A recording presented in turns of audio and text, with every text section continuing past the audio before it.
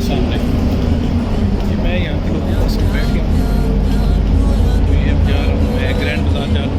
Grand बाजार माशाल्लाह बड़ा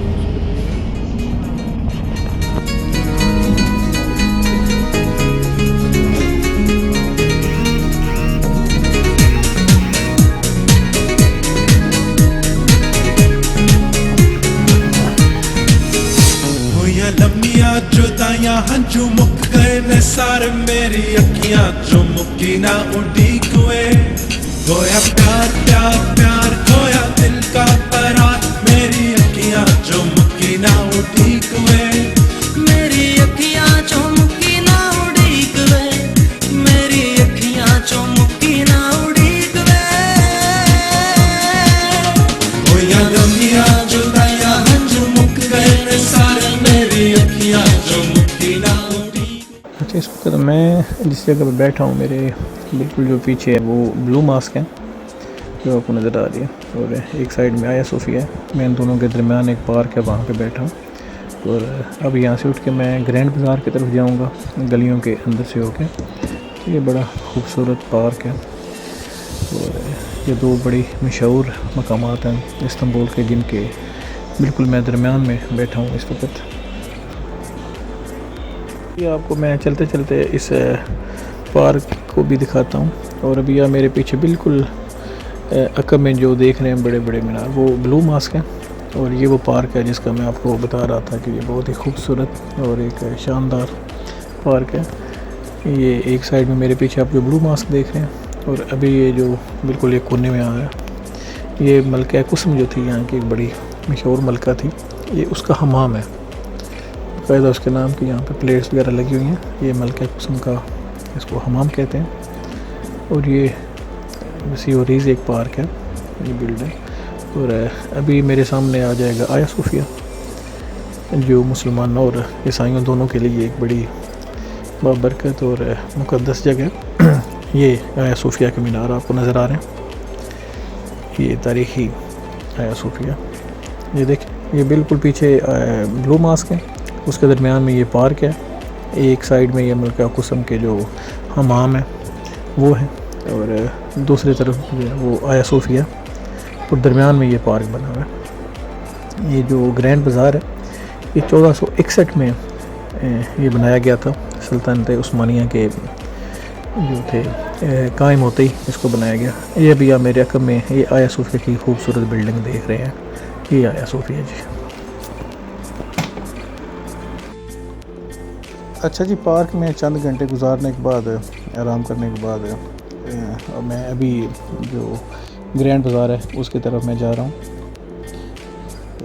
ये इलाका सारा जो इसको फ़ातेह कहा जाता है, ये एक बड़ा तारीख़ी इलाका है इस्तांबुल का फ़ातेह, जिसमें ये ग्रैंड बाज़ार, आया सोफिया और ब्लू मास्क मौजूद है। ये इस्तांबुल का बड़ा एक खूबसूरत और टूरिस्ट की जो मेन डेस्टिनेशन है उसमें इसका शुमार होता है। और अभी मैं ये गलियों से होता हुआ गूगल मैप की मदद से मैं अभी आया सोफिया ग्रैंड बाज़ार की तरफ जा रहा हूँ। और इस्तांबुल की ये जो गलियाँ हैं, सड़कें, ये बिल्कुल यूरोप के किसी इंतहाई तरक्की याफ्ता मुल्क जो है उसके बराबर हैं। साफ़ सुथराई और बेहतरीन निज़ाम है यहाँ में इस्तांबुल में सफाई का। और ये ग्रैंड बाज़ार को यहाँ तुर्क ज़बान में कपाली चारशी कहते हैं। और सिर्फ ये एक बाज़ार नहीं है, बल्कि सदियों पर मुहित तहज़ीब, तजारत और सकाफ़त का एक ऐसा अजीम विरसा है जो आज भी अपनी पूरी आबोताब के साथ ज़िंदा है। सुल्तान मोहम्मद फ़ातेह की जानब से इस्तांबुल की फ़तह के चंद साल बाद सन 1461 में इस बाज़ार की बाकायदा बुनियाद। एक बड़ी अच्छी चीज़ मैंने यहाँ इस्तांबुल की गलियों में बतौर टूरिस्ट घूमते हुए देखी है कि यहाँ के जो मकामी लोग हैं वो देखते हैं, जब आप टूरिस्ट हैं वीडियो बना रहे हैं, ज़्यादा टूरिस्ट की एक यही होती है कि वो आमतौर पर उनके हाथों में मोबाइल होते हैं या कैमरे होते हैं और उनके साथ वो बना रहे होते हैं, तो बड़े आपको हंस के आपके साथ मिलते हैं, हेलो हाय करते हैं। और दुकानदार आपको बड़े प्यार से बुलाते हैं, इज़्ज़त से बुलाते हैं। तो ये एक इनकी बड़ी अच्छी चीज़ है कि राह चलते हुए आपको यहाँ के जो लोकल लोग हैं वो आपको ज़रूर सलाम या आपको हेलो हाय लाजमी करते हैं। के साथ ये एक छोटे तजारती मरकज़ से बढ़कर दुनिया के कदीम तरीन और सबसे बड़े ढके हुए बाज़ारों में शामिल हो गया। تقریباً 60 سے زائد گلیوں اور 4000 سے زائد دکانوں پر مشتمل یہ حیرت انگیز بازار روزانہ ہزاروں مقامی اور غیر ملکی سیاحوں کو اپنی طرف کھینچتا ہے۔ جب کوئی شخص اس قدیم بازار کے قدیمی دروازوں سے اندر داخل ہوتا ہے تو یوں محسوس ہوتا ہے جیسے وہ موجودہ زمانے سے نکل کر کئی صدیوں پرانے آسمانی دور میں پہنچ گیا ہو۔ یہاں ہر طرف رنگین لالٹینوں کی روشنی ہے اور مسالوں کی خوشبو ہے۔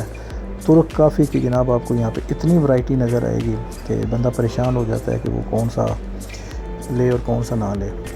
اور سب سے بڑا یہاں کے جو دکاندار ہیں وہ بڑے فرینڈلی انداز میں آپ کو بلاتے ہیں اور آپ کو ان کے پاس جو چیزیں ہوتی ہیں ان کا سیمپل پیش کرتے ہیں کھانے کے لیے۔ مرضی بے شک ان سے 1 2 4 چیزیں جتنی بھی آپ ان کو چکھنا چاہیں وہ آپ کو بالکل وہ ٹیسٹ کرواتے ہیں، اور یقین کریں وہ بڑے بالکل اس چیز کا مائنڈ نہیں کرتے ہیں۔ اور میں نے اکثر یہاں پہ زیادہ جو لوگ ہیں ان کو دیکھا ہے کہ وہ روزانہ آتے ہیں اور ان کا یہی کام ہوتا ہے کہ وہ ملک کی چیزیں جو ٹیسٹ کرتے ہیں۔ خیر یہ جو گرینڈ بازار کی ہر گلی ہے یہ اپنی ایک الگ دنیا رکھتی ہے۔ یہاں پہ جو ایک پوری گلی ہے جو کئی مطلب میٹر لمبی ہے، وہ ہاتھ سے بنے ہوئے وہاں پہ قالین ہوں گے، کہیں پہ نیلے کہیں سفید رنگ سے مزین خوبصورت جو سرامک کے برتن ہیں، ایک گلی ان کی ہوتی ہے۔ اور آپ کسی گلی میں جائیں تو وہاں آپ کو چمڑے کی اعلیٰ مصنوعات اور اللہ کے یہاں پہ سونے اور چاندی کے جو زیورات ہیں ان کے بھی یہاں پہ ایک پورا بازار ہے۔ اس لیے یہاں پہ جو بھی سیاحت آتے ہیں وہ نہ صرف بلکہ یہاں سے خریداری کرتے ہیں بلکہ صدیوں کی جو پرانی مشرقی تجارت ہے اس کا بھی وہ مشاہدہ کرتے ہیں۔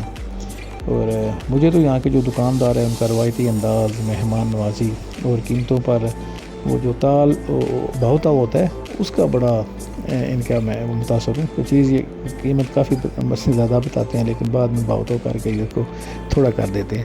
تو بلکہ گرینڈ بازار کی جو خوبصورتی ہے صرف اس کی دکانوں تک ہی محدود نہیں ہے بلکہ اس کی تعمیر جو ہے وہ بھی اپنی مثال آپ ہے۔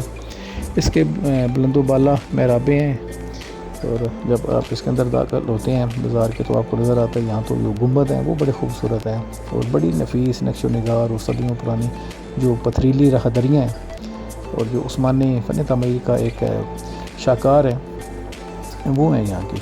تو بعد میں تاریخ کے مختلف ادوار میں زلزلے بھی آئے، آگ بھی لگنے کے واقعات ہوئے، تو اس لیے اس بازار کو کئی مرتبہ دوبارہ اس کی پرانی حالت میں بحال کیا گیا، لیکن اس کی جو اصل تاریخی شناخت ہے اس کو ہمیشہ محفوظ رکھا گیا ہے، اس کو نہیں انہوں نے چھیڑا۔